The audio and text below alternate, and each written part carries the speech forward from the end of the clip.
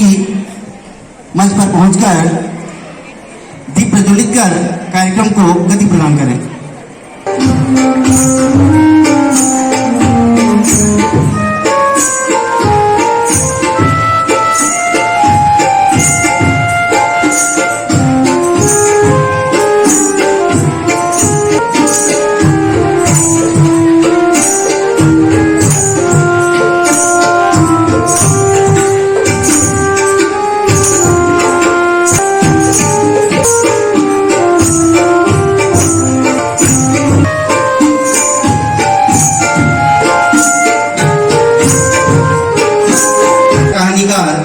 मुंशी प्रेमचंद यहाँ पे उपस्थित हुए हैं और उनके बारे में बहुत सी जानकारियां हैं। हम अध्ययन अध्यापन के द्वारा भी इसे हम पढ़ते हैं और उनसे कुछ सीख लेते हैं। इसके बाद है वो हम सुने प्रचार मूल्य 31 जुलाई को होना था, लेकिन आप सभी को मालूम है कि आज शनिवार हमारा हाउस का जो सदनात्मक कार्यक्रम है वो अलग अलग जो वर्गों में संचालित है और कल के सूचना के आधार पर आप सभी को मालूम था कि हाई स्कूल के छात्र छात्राओं के द्वारा आज हिंदी का ड्रामा विद्यालय में प्रस्तुत किया जाना है जो मुंशी प्रेमचंद की कहानियों पर आधारित होंगी। सभी छात्रों में उत्सुकता होगी, जैसा कि आपने सर्वेसर सर से सुना, मुंशी प्रेमचंद के बारे में रचनाएं आप पाठ्यक्रम में निहित है जो आप गद्याय पद्याय और रचनाओं के माध्यम से नाटक और एकांकी और प्रहसन के माध्यम से लगातार इस पाठ्यक्रम की जानकारी प्राप्त करते हैं। संक्षेप में मैं कुछ बातें आपके साथ साझा करना चाहता हूँ। मुंशी प्रेमचंद, उनका बाल्य काल का जो नाम था, मूल नाम धनपत राय श्रीवास्तव, वो एक कायस्थ परिवार में उनका जन्म हुआ था। 31 जुलाई 1880 में उत्तर प्रदेश के बनारस जिले से 30 मील दूर लम्ही ग्राम में उनका जन्म हुआ था। उनका पूरा बाल्यावस्था गरीबी में गुजरा। उनके पिताजी का नाम अजायब राय श्रीवास्तव था, जो उसी गांव में लम्ही में पोस्ट ऑफिस में एक डाकिये के पद पर कार्यरत थे। उनकी माता श्री का नाम था आनंदी देवी। अपने संस्मरण में सारी बातें मुंशी प्रेमचंद के बारे में जब जानकारी प्राप्त होती है तो उनका बाल्यावस्था काफी गरीबी में और काफी असहाय की स्थिति में गुजरी है। मुंशी प्रेमचंद जब 7 वर्ष के थे तो उनकी माता का स्वर्गवास हो गया। उनका कहना था कि जैसे माता का स्वर्गवास हो गया वो अपने आप को अनाथ के रूप में मानने लगे। जब माता का इंतकाल हो गया उसके 1 वर्ष के बाद उनके पिताजी ने दूसरी शादी कर ली। मुंशी प्रेमचंद के संस्मरण में ये बातें सामने आती हैं कि उनकी सौतेली माता का व्यवहार काफी कठोर और असहनीय था, जो पीड़ादायक था। मुंशी प्रेमचंद इस स्थिति से अवसाद में चले गए, लेकिन अपने प्राथमिक शिक्षा को कभी नहीं छोड़े। निरंतर वो शिक्षा के संस्थान में जाते रहे और अपनी शिक्षा की गुणवत्ता से न सिर्फ शिक्षा के अपने कक्षाओं में पदोन्नति करते थे, वरन वो प्रथम स्थान भी हासिल करते थे। जब उनकी उम्र 13 साल की हुई तो उनका 13 साल की उम्र में उनका बाल विवाह हो गया। अपने संस्मरण में ये बताते हैं कि उनके पिताजी ने न सिर्फ अपनी ही जिंदगी को खत्म किया, बल्कि शादी के उपरांत उनको भी एक तरह से नर्क में ढकेल दिया। मुंशी प्रेमचंद का विवाह उससे औसत दर्जे में ज्यादा उम्र की औरत से शादी हुआ, जो कुरूप भी थी और काली भी थी और झगड़ालू ईर्ष्यालु भी थी। उनका यह मानना था कि मेरी पूरी जिंदगी नर्क में चली गई। और 1 साल के बाद, शादी के उपरांत 1 साल के बाद जब 14 वर्ष की अवस्था में पहुंचे तो उनके पिता की भी मृत्यु हो गई। अब घर के सारे खर्च उनकी पत्नी, 2 बच्चे और खुद का परवरिश करने के लिए उनको काफी यातनाएं, काफी आर्थिक क्षति पहुंची और आर्थिक रूप से असंभल हो गए। स्थिति ये हो गई कि उनको घर के सारे बर्तन बेचने पड़े। शादी में बनवाया हुआ कोट भी उनको बेचना पड़ा ताकि घर का खर्चा चल सके। बहुत ही दयनीय स्थिति हो गई। इस विषय को परिचर्चा में उन्होंने अपने समस्याओं को अपने मास्टर को बताया। उनके मास्टर ने सुझाव दिया कि क्यों न वो किसी विद्यालय में मास्टर की नौकरी कर लें। उन्होंने मैट्रिक के परीक्षा पास होने के बाद एक उसी गांव में लम्ही में मास्टर की नौकरी प्राप्त कर ली। घर का खर्चा तो चलता रहा, लेकिन आमदनी इतनी नहीं थी कि वो घर का खर्चा चला पाते। स्थिति काफी दयनीय थी। उन्होंने इस दयनीय स्थिति से उबरने के लिए फैसला किया कि बनारस में जाके कुछ और भी व्यवसाय करें। जब बनारस पहुंचे तो एक संपन्न वकील के घर गए और वकील के बच्चों को पढ़ाना प्रारंभ किया, जिसको आजकल की परिभाषा में आप ट्यूशन कहते हैं। ट्यूशन से उनको 3 रुपया प्रति माह प्राप्त होता था, जो बहुत ही बड़ी धनराशि थी, क्योंकि मास्टरी की नौकरी में सिर्फ 1 रुपया तनख्वाह में मिलता था, घर का खर्चा नहीं चल पाता था। जब 3 रुपया की मास्टर आमदनी होने लगी तो 2 रुपया वो घर भेजते थे और 1 रुपये से अपना घर का खर्चा चलाते थे। चूंकि ये पूर्व में बताया जा चुका था कि उनकी जो पत्नी थी वो काफी ईसालू और झगड़ालू थी। वो इस स्थिति को नहीं संभाल पाई और मुंशी प्रेमचंद को छोड़ के अपने मायके चले गई और अंत में उनका तलाक भी हो गया। सन 1906 में जब वो 26 वर्ष के थे तो उन्होंने दूसरी शादी कर ली श्रीमती के साथ। उन्होंने इस बात का भी अपने साहित्य में बहुत जिक्र किया है कि विधवा शादी एक समाज के लिए एक वरदान है। ये हमेशा इस बात का सहयोग है। 1910 में उन्होंने स्नातक भी कर लिया। उनकी लेखनी क्षमता, चूंकि भारत गुलाम था, ज्यादा प्रभावी थी कि उसकी प्रतियां हाथों हाथ बिक गई। जब ये बात अंग्रेजों को पता चला कि इसमें सारी बात अंग्रेज के खिलाफ में है तो अंग्रेज काफी से नाराज हो गए। अंग्रेज के पदाधिकारी ने कलेक्टर को निर्देशित किया कि तत्काल धनपत राय जी को गिरफ्तार करें। उनको गिरफ्तार करके कोर्ट लाया गया और उनकी जितनी भी प्रतियां थी कोर्ट में सारी प्रतियां को जला दी गई। कलेक्टर ने निर्देश दिया कि भविष्य में आप किसी प्रकार की रचना नहीं करेंगे और किसी प्रकार की इस प्रकार की बातें नहीं करेंगे जो अंग्रेजों के विरुद्ध हो। इससे मुंशी प्रेमचंद काफी निराशा में चले गए।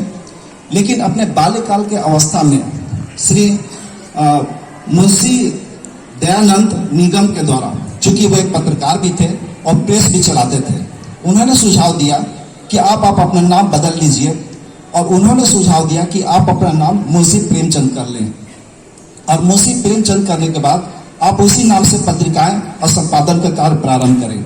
ये सुझाव को पसंद आया और यहीं से उनका नाम मुंशी प्रेमचंद हो गया। मुंशी प्रेमचंद के नाम से उन्होंने लगातार पत्रिकाएं प्रसारित की, बहुत सारे उपन्यास लिखे, जिसमें आप सभी को मालूम है कुछ तो उपन्यास, कुछ कहानियां आपके पाठ्यक्रम में भी समाहित है। लगभग 300 कहानियां उन्होंने लिखी और कई उपन्यास लिखे। कर्मभूमि आप सभी ने सुना होगा, गोदान आपने सुना होगा, रंगभूमि सुना होगा।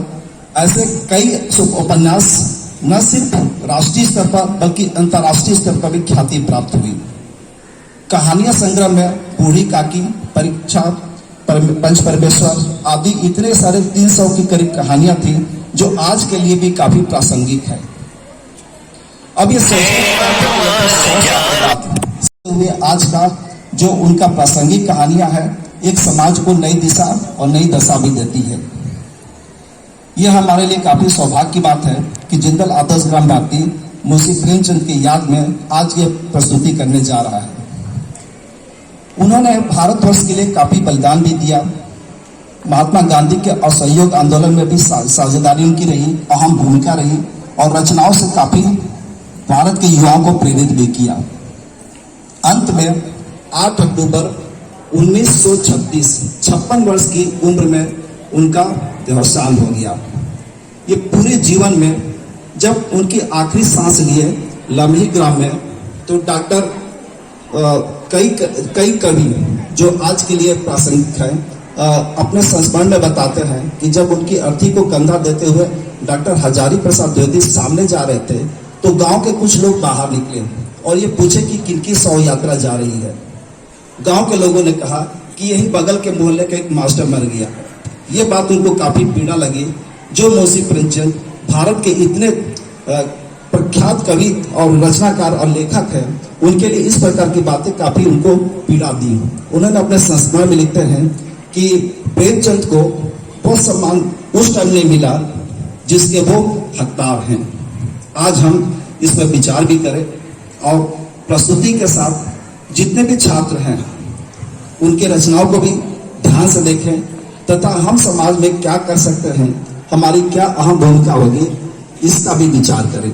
सभी प्रतिभागियों को, जितने भी हमारे हाउस के पदाधिकारियों हो, सबको अग्रिम शुभकामनाएं। Thank you and may God bless you. कविस्वरा नास्ति येषाम जरा मरणजम भयम। संस्कृत में कहा गया है कि वे सौभाग्यशाली रस सिद्ध कवियों की हमेशा विजय होती है, जो केवल और केवल अपने कर्म और अपने लक्ष्य को प्राप्त करते हैं। मुंशी प्रेमचंद के जीवन से संबंधित, उनकी रचनाओं से संबंधित जो प्रस्तुति यहाँ पे की जानी है, उनके लिए मैं सबसे पहले मैं आमंत्रित करना चाहूंगा इस हाउस के जो बच्चे हैं। छात्र हूँ, ख्वाब बुरा और अच्छे ने अच्छा जाना मुझे, क्योंकि जिसकी के जन्मदिन के अवसर पर ईस्ट हाउस द्वारा यह नाटक प्रस्तुत की जा रही है। इस नाटक का शीर्षक है बूढ़ी काकी। जोरदार तालियों से स्वागत करिए ईस्ट हाउस का। क्या हो गया? स्कूल ले जाना तुमको?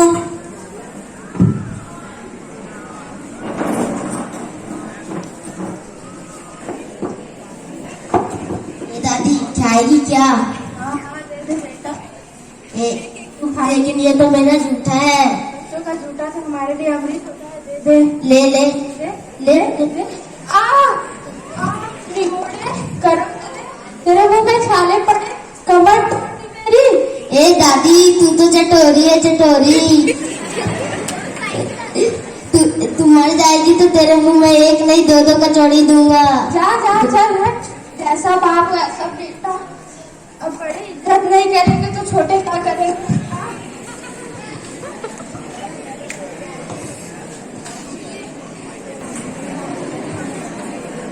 रहो बेटा।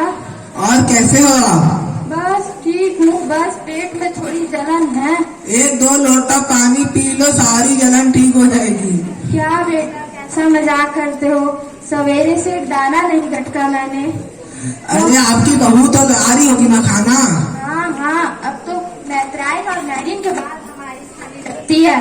और अरे। तुमने कर लिया नाश्ता? हाँ मेरा तो हो गया। दादी इतना चटोरापन, चिल्लम चिल्ली, मांगा मांगी ठीक नहीं है आपके लिए दादी। हाँ, दिखवाई थी तो ऐसे तो नहीं थे तेरे तेवर। अरे दादी कौन सी अवध की जमीन मेरे नाम कर दी है? घर और मकान ही तो है। अगर तू अकेले रहती ना तो तेरे अंदर फफूंद जम जाती। हाँ हाँ, जब जायदाद नहीं की थी तो तू और तेरी वो घरवाली तुम मेरे आगे पीछे घूमते थे। कल पड़े हैं तेरे पत्थर में। जा जा जा जा। पिताजी, हाँ बेटा। चलिए जल्दी। हाँ आ रहा हूँ।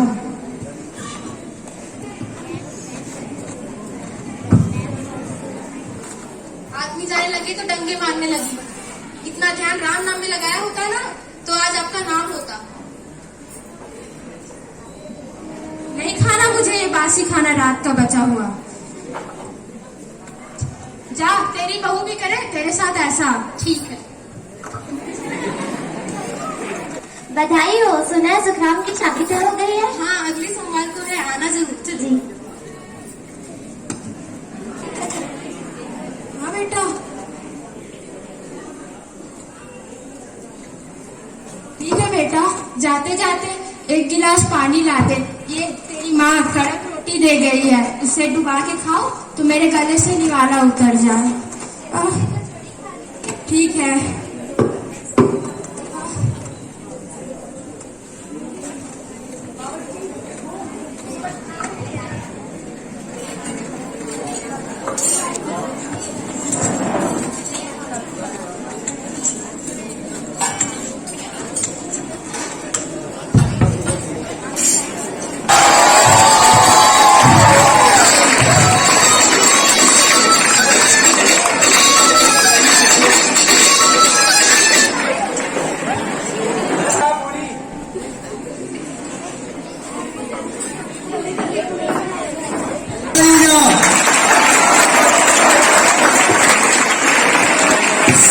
लाजवाब बने। अरे अरे सबर अरे करो सब्जी यार, में ये नमक अरे। कम है। खीर बहुत अच्छी बनी है। अरे जल्दी जल्दी करो, ये क्या है? आखिर क्या कर रही है तू यहाँ पर? चल चल यहाँ से, नजर न आ रही है खाने पर, थोड़ी नजर न सब्जियां आ रही तो है खाने लाना। पर, चल यहाँ से चल। आ जाते हैं कहाँ से पता नहीं। मैंने आपको अरे कितने सब्जी में बोला? नमक कम है। अब आना नहीं, एकदम अरे चिल्ला मत करना। सब्जी में नमक कम है, इसीलिए तो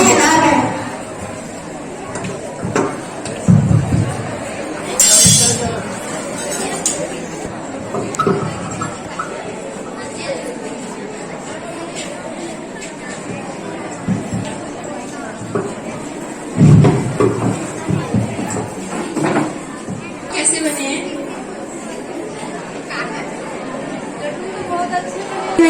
हाँ, ये सारे पकवान मेरे घर पे बनाए हैं। अच्छा, काकी से भी पूछ लेती, वो भी बहुत भूखी है। उस चटोरी का तो नाम भी मत लो, वो तो कब से किए जा रही थी।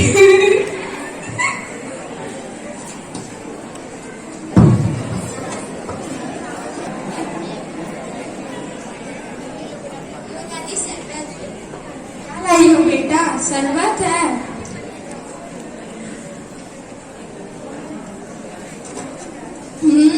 ये तो बहुत अच्छा है, बहुत मीठा है।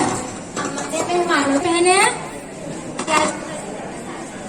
हाँ अच्छा। अगर लाली ना होती तो ये लोग तो मुझे सारा दिन भूखा ही मार डालते।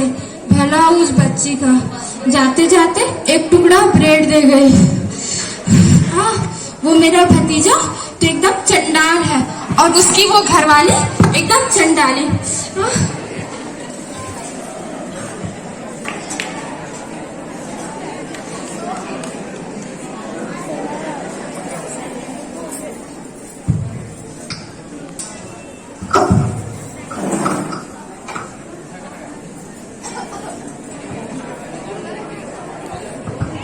काकी कहाँ गई?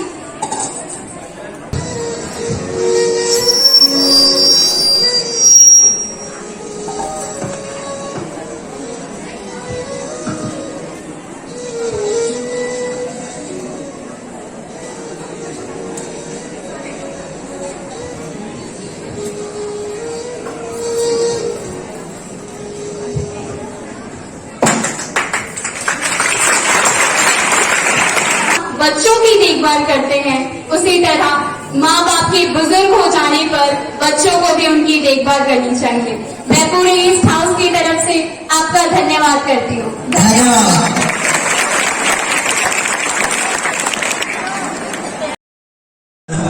किस प्रकार से वृद्धों की उपेक्षा की जा रही है और किस प्रकार से आगे चलकर हमको ये बात जाननी चाहिए, सुननी चाहिए और माननी भी चाहिए कि उन्हीं मैं नॉर्थ हाउस के सभी बच्चों को यहाँ आमंत्रित करना चाहूँगा और राशि स्वर्णकार और आकांक्षा मैम इनके निर्देशन में एवं शिक्षकगण एवं मेरे प्यारे मित्रों, मैं नॉर्थ हाउस से लक्ष्मी कुमारी यादव। मुंशी प्रेमचंद जयंती हर साल 31 जुलाई को मनाया जाता है। उन्हीं के द्वारा लिखी गई एक कहानी पंच परमेश्वर पे आज का हमारा नाटक प्रस्तुति कर रहे हैं। दो दोस्तों का मिलाप।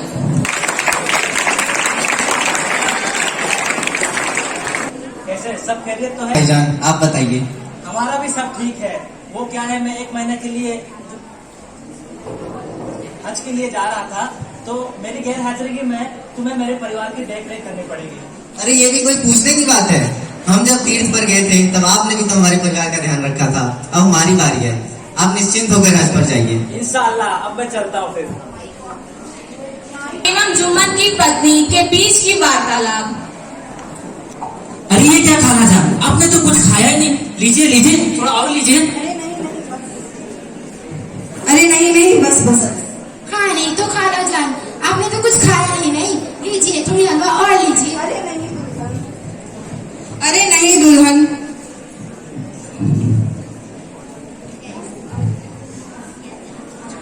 पापे में ज्यादा खाने से हाजमा खराब हो जाता है। दोनों तो मुझे खिला खिलाकर मार ही डालोगे। या अल्लाह, तौबा कैसी बातें कर रही है। खाला जान, आपको जो खाना है आप खा लीजिए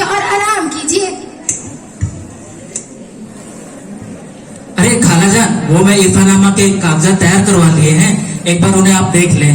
कैसी बातें करते हो बेटा जुम्मन, तुमने इम्तिहाननामा कागज पढ़ लिया है तो मैंने भी पढ़ लिया है, जहाँ बोलोगे वहाँ साइन कर दूंगी। ठीक है। जमीन की लेन देन की बातचीत। क्या? आदाब।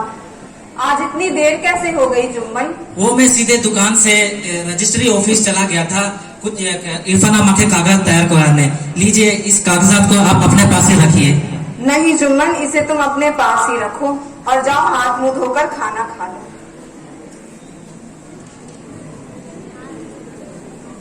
कुछ समय बाद का दृश्य। सूखी रोटी, आज भी सब्जी नहीं बनी, घर में घी नहीं थी क्या? अभी खाला हमारे हाथ थोड़े तंग है, अभी हाथ हमारे थोड़े तंग हैं, आप जो बना है वो खा लीजिए। या अल्लाह, अब मेरा क्या होगा? आती हूँ। आज भी सूखी रोटी और आज भी सब्जी नहीं बनी, दाल में तड़के भी नहीं लगे हैं। मुझे भी बहुत से काम रहते हैं जी।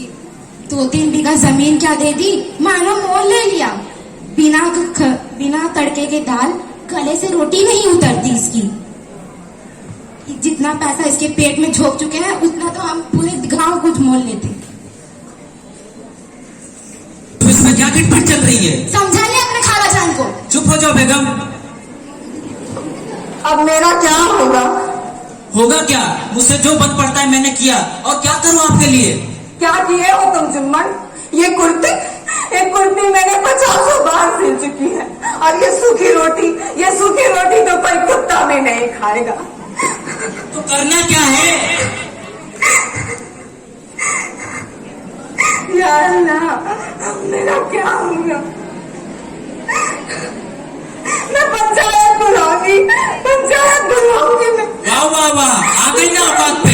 बढ़िया है, बुलाओ पंच को। अच्छा है, मुझे भी रोज रोज के खिटपिट से छुटकारा मिल जाएगा। अब जो होगा फैसला पंचायत होगा, खाना नहीं तो।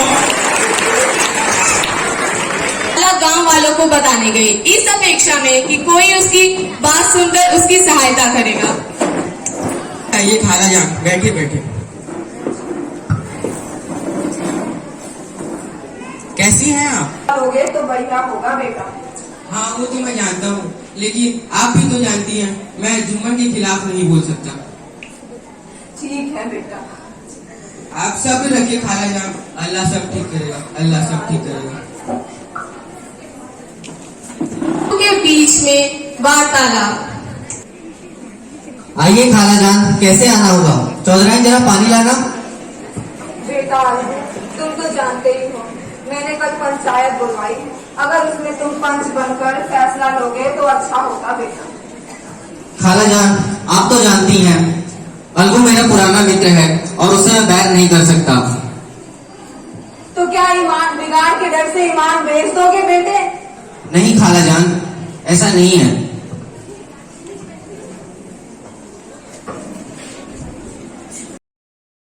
लेकिन आज वो मुझे दाने दाने के लिए तरसा रहा है। या अल्लाह, अब क्या होगा मेरा?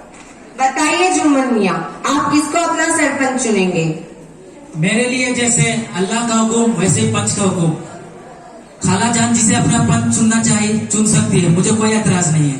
मैं अलगू को अपना पंच चुनती हूँ। बढ़िया है, बहुत बढ़िया। जैसे राम और अल्लाह एक समान है, वैसे अलगू मेरे लिए बहुत अच्छा मित्र है। खाला, आपने वही पंच क्यों चुना? आपको तो पता है अलगू मेरा पुराना मित्र है, सॉरी जुम्मन मेरा पुराना मित्र है, मैं उसे बिगाड़ कैसे कर सकता हूँ?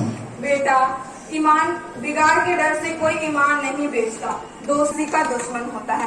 पंच का स्वर खुदा का स्वर होता है, पंच परमेश्वर होता है बेटा, पंच परमेश्वर होता है। जी खाला।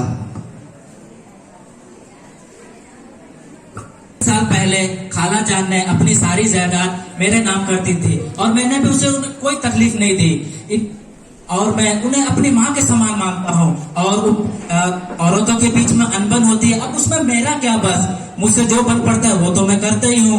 और खाला जान ऊपर से माहवारी खर्च अलग मांगती है। जितना जायदाद है उतने में उतना मुनाफा नहीं होता है जिससे मैं खाला जान को माहवारी खर्च अलग से दे सकूं। और जायदाद में खाला जान के जायदाद में माहवारी का कोई जिक्र भी नहीं है। और बाकी सब मैं पंच के हाथों सब फैसला छोड़ता हूं। मैं खाला ने तुम्हें कितनी जमीन दी है? यही 2-3 बीघा और एक छोटा सा घर और कुछ जेवरात। खाला की जमीन में तो एक कुआं भी आता है ना? हाँ। उसे कितना मुनाफा हो जाता है? यही करीब 2-2.5 हजार। ठीक है, तुम बैठ सकते हो।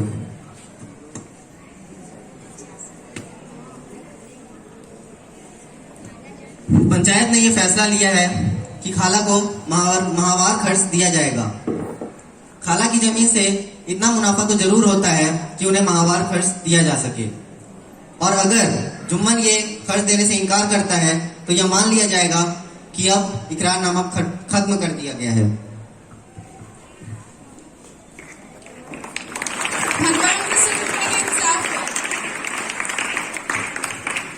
वाह खाला, आखिरकार तुम्हारे बेटा पंच परमेश्वर होता है, पंच परमेश्वर होता है। एक अंधे व्यक्ति के रूप में किया जाता है। अल्लाह के घर में देर है, अंधेर नहीं। सो इस कहानी से हमें यह शिक्षा मिलती है, भले ही हम किसी भी प्रकार के न्याय की गद्दी पे बैठे हो, हम भले ही हमारे सामने हमारे परिवार वाले, हमारे प्रिय या हमारे दोस्त ही क्यों ना हो, हमें हमेशा अपना फैसला न्याय के पक्ष में लेना चाहिए। धन्यवाद। जो बच्चे यहाँ पे अपनी प्रस्तुति देने जा रहे हैं,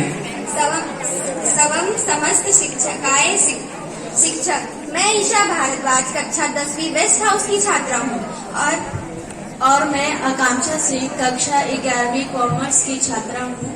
आज हम यहाँ मुंशी प्रेमचंद जी द्वारा रचित नाटक प्रस्तुत करने आए हैं। मुंशी प्रेमचंद ने अपनी रचनाओं में समस्त व्यापक 20 संस्कृतियों और ध्यान आकर्षित किया है। राम एक अमीर और कंजूस व्यक्ति था। उसके 2 बेटे किशोर और किशन। उसके बेटे हमेशा अव्वल नंबर से पास होते थे। जब उसके बेटे उससे पैसे मांगते थे तो वह एक ही बात कहता था, तुम्हें पता है कि इतना पैसा कहाँ से आता है? तुम्हें पता है कैसे कमाया जाता है? मेरे दादा इतने ज्यादा धन दौलत मेरे लिए इकट्ठा करके गए थे, फिर भी मैंने उसको फिजूल खर्ची में नहीं लगाया, समझे? और जो तुम इतने महंगे स्कूल में पढ़ रहे हो ना, ये भी इन्हीं दौलत से है, समझे? ये सब सुनकर किशोर और किशन चुप हो जाते। उनको ये सब बातें सुनने की आदत हो गई थी। दृश्य दूसरा। एक दिन की बात है। किशोर, पिताजी अब मैं कक्षा 9वीं में आ गया हूँ, मुझे कोचिंग की जरूरत है, इसीलिए मैं कोचिंग जाना चाहता हूँ और आगे चल के कई प्रतियोगिता में बैठना चाहता हूँ। तो राम गुस्से में बोला, अरे बाप रे, इतना महंगा स्कूल, ऊपर से तुम्हें कोचिंग भी करनी है? तुम्हें समझ नहीं आता? घर में बैठ के पढ़ो। किशोर निराश हो गया। उसके सारे दोस्त प्राइवेट कोचिंग लेते थे।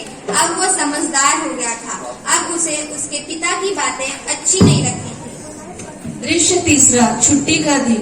किशोर का एक मित्र शुभम, जो कि उसके ही कक्षा में पढ़ता था, एक दिन वह किशोर के घर किताब लौटाने आया।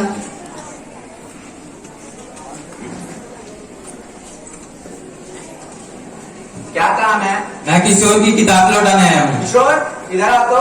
जी पिताजी। इसे किताब ले लो और कह दो इसे वापस मत आना इस घर में। किशोर को बहुत बुरा लगा। उसने किसी बहाने से शुभम को बाहर भेज दिया। किशोर ने अपने पिता से कहा, पिताजी वो मेरे कक्षा का होनहार बच्चा है और वो कक्षा में अव्वल भी आता है और मेरा बहुत अच्छा दोस्त भी है। चाहे कुछ भी हो जाए, समझे? चाहे कुछ भी हो जाए, इन गरीबों से दोस्ती अच्छी नहीं लगती मेरे को। इनसे दूर ही रहो, जितना अच्छा रहे उतना ही अच्छा रहेगा। ये सब स्वार्थी है, समझे? किशोर वहाँ से चुपचाप चला गया। किशोर को शुभम का साथ अच्छा लगता था। शुभम बहुत गरीब घर का बच्चा था। हाथों से बना खाना टिफिन में देती थी। उसे अपनी माँ के हाथों का खाना। एक बार बहुत बारिश हो रही थी। शुभम किशोर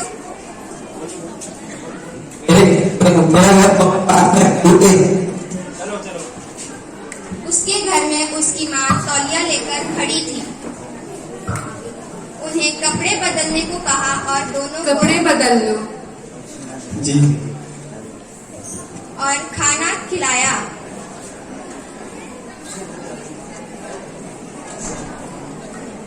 अब किशोर घर जाने को खड़ा होने लगा। ठीक है, फिर मैं चलता हूँ। जब किशोर घर आया, उसकी माँ सो रही थी। उसकी माँ डांट लगाते हुए बोली, अभी तक तू कहाँ था? जब उसने बताया कि वह शुभम के घर गया था, उसकी माँ ने कहा, उसके साथ ना जाया कर। किशोर निराश होकर चला गया। आया तो शुभम ने टॉक किया था। शुभम के पिता और शुभम मिठाई लेकर तोलाराम के घर आए। तोलाराम के घर आए, लेकिन तोलाराम ने मिठाई नौकरों में बंटवा दिया। तोलाराम किशोर से कहा, किशोर, जरा जरा। जी पिताजी। क्या वो तुमसे ज्यादा होशियार है शुभम? पिताजी, वो गरीब तो है ही, परंतु उसके माता पिता उसके साथ है। उसके माता पिता उसको अच्छा आदमी बनाना चाहते हैं, ना कि मेरी तरह दौलतमंद। दौलतमंद से कुछ नहीं मिलता पिताजी। दौलत आदमी को अंधा बना देती है, उसको सोचने समझने की शक्ति छीन लेती है। हम पढ़ लिख कर किताबी कीड़ा बन सकते हैं, लेकिन अच्छे इंसान नहीं। गरीब लोग भले गरीब होते हैं, लेकिन स्वतंत्र जीवन जीते हैं। तोलाराम किशोर से कहता है। अच्छा, ऐसा है तो चलो मुझके घर ले चलो। वह जब उसके घर पहुँचे, सेठ तोलाराम आए हैं, उनके नाश्ता लेके आओ। अभी लाए। तुम इतने गरीब हो तो तुम अपना घर कैसे चलाते?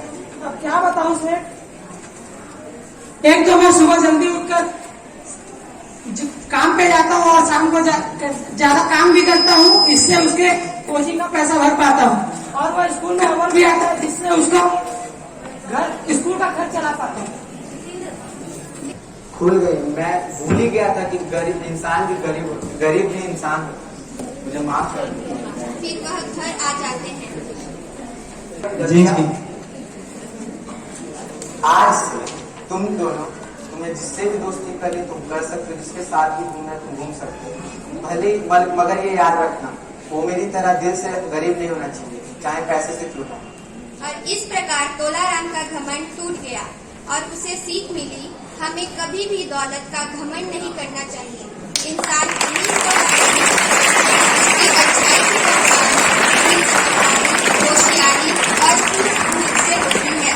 किसी भी छात्र के परीक्षा परिणाम उसकी अमीरी और गरीबी पे निर्भर नहीं करता। मुंशी प्रेमचंद ने हमें सिखाया करना चाहिए। धन्यवाद। बच्चों को यहाँ आमंत्रित करना चाहूंगा।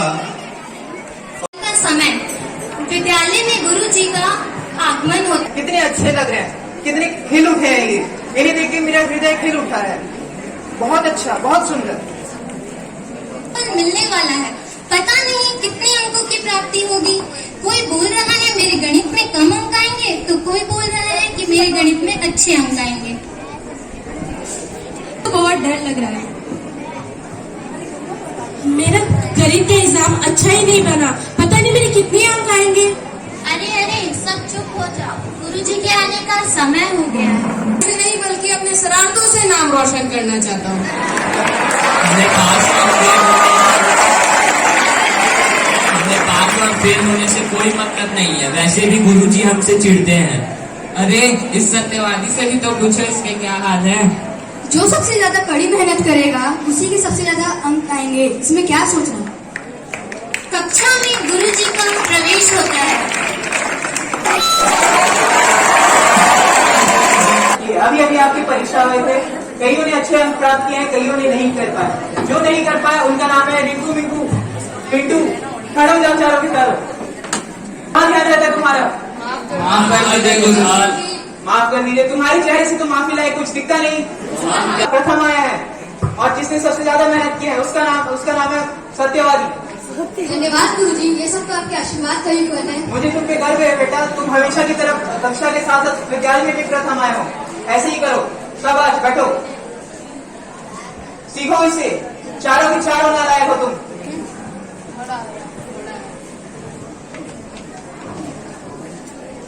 गुरुजी का प्रस्थान।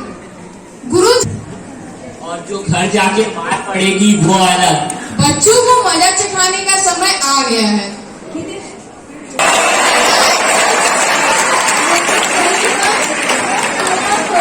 सत्यवादी तुम हमारी पोल मत खोलना। सुन सत्यवादी, अगर तुमने हमारी पोल खोली तो हमसे बुरा कोई नहीं होगा। मैं झूठ नहीं बोलता, अगर मुझसे गुरुजी पूछेंगे तो मैं बता दूंगा। ठीक है, मत बोलना। हाँ, विद्यार्थी पूछेंगे तो मैं नहीं बोलूंगा। विद्यार्थियों का कक्षा से प्रस्थान। का बाग उजाड़ देते हैं।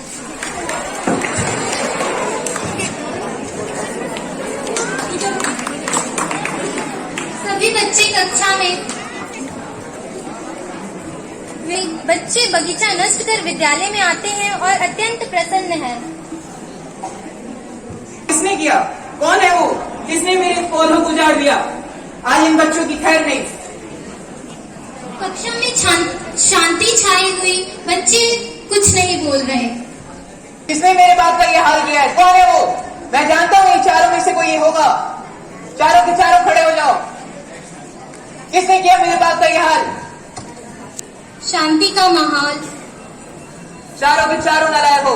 सत्यवादी तुम बताओ, किसने किया मेरे इस बात का हाल? गुरुजी, यह हाल मोती, हीरा, सोना और चांदी ने किया है। चारों के चारों बेशर्म। चारों के चारों मैं एक हफ्ते के लिए स्कूल से निकालता हूँ। सत्यवादी, तू हमें बाहर मिल, तेरी तो खैर नहीं। विद्यालय से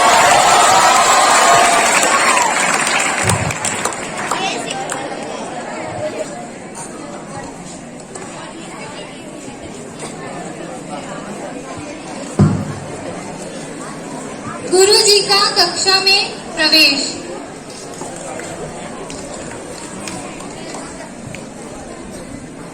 बच्चों, एक हफ्ते बीत गए हैं, तुम चारों के चारों आ गए हो, पर सत्यवादी तुम्हारे ये हाल किसने किया? गुरुजी, मैं रास्ते में गिर गया था, इसी कारण मेरा यह हाल हुआ। तुम्हारे एक हाल देख के तो नहीं लगता तुम रास्ते में गिर गए होगे। नहीं गुरुजी, तो सत्य है। मुझे पता है तुम्हारे ये हाल किसने किया है, सत्य बताओ। गुरुजी, मैं रास्ते में गिर गया था। ठीक है बेटा, अपना ध्यान रखा करो। विद्यालय से गुरुजी का प्रस्थान। सच्चाई, पर तुम तो कभी झूठ नहीं बोलते थे। तुमने हमारे लिए झूठ क्यों बोला? मैंने अपनी मित्रता को बचाने के लिए यह झूठ बोला। हमने उस दिन तुम्हें सच्चाई का दंड दिया था, आज तुम्हें सच्चाई का उपहार दे रहे हैं। सत्य ही है, सत्य की जीत होती है। इस तरह प्रसंग का शुभ समापन। चारों हाउस से एक एक नाट्य का यहाँ पे मंचन किया गया। आशा है आप सभी को अच्छा लगा होगा, कुछ सीखने को मिला होगा, क्योंकि ये नाटक नेतृत्व भावना का हमें एक सीख देते हैं कि आगे चलकर किस प्रकार से हमको किसी भी विषय वस्तु के ऊपर अपना नेतृत्व प्रस्तुत करना है। मैं आज यहाँ उपस्थित हमारे के लिए मैं यहाँ पे उनको आमंत्रित करता हूँ। जानकी मैम। आदरणीय प्राचार्य महोदय, शिक्षक वृंद एवं प्यारे बच्चों, आज मुंशी प्रेमचंद जी दिवस पर आप लोगों के समक्ष जो इन प्यारे बच्चों ने चारों हाउस को यहाँ निखारने का एक मंच में सुनहरा अवसर प्राप्त किया। आप सभी ने यहाँ पर जो भी कहानियों का लघुता नहीं है, हमारे जीवन में हर पल इन घटनाओं का समावेश होता रहता है। अंतिम का जो नाटक का भाग था, शिक्षाप्रद के साथ साथ अभी वर्तमान परिस्थिति में हमारे जो युवा वर्ग हैं, उनके लिए तो बहुत ही संदेह की स्थिति में रखता है कि आप तत्कालिक परिस्थिति में अपने दोस्तों के साथ में जो बात व्यवहार कर रहे हैं, उसका एक प्रत्यक्ष प्रमाण हमको इस नाटक के माध्यम से देखने को मिला। साथ ही यहाँ जो अभिभावकगण आते हैं और उनके तरफ से कुछ बातें हमारे सामने आती हैं तो उसमें अभिभावक के साथ साथ हमारे जो बच्चे हैं, विद्यार्थी हैं, उनका भी कहीं न कहीं कुछ न कुछ कमी रहता है, जिसके कारण से ये स्थितियां उत्पन्न होती हैं। तो मैं आशा करती हूँ आज के इस मंचन से आप लोगों ने आप सभी को बहुत बहुत धन्यवाद। बहुमूल्य समय हमको यहाँ दिया और सभी बच्चों को जिन्होंने यहाँ पे बहुत सुंदर अपनी प्रस्तुति प्रदान की, और उनके साथ उनके हाउस इंचार्ज को भी मैं धन्यवाद देना चाहूंगी। Thank you.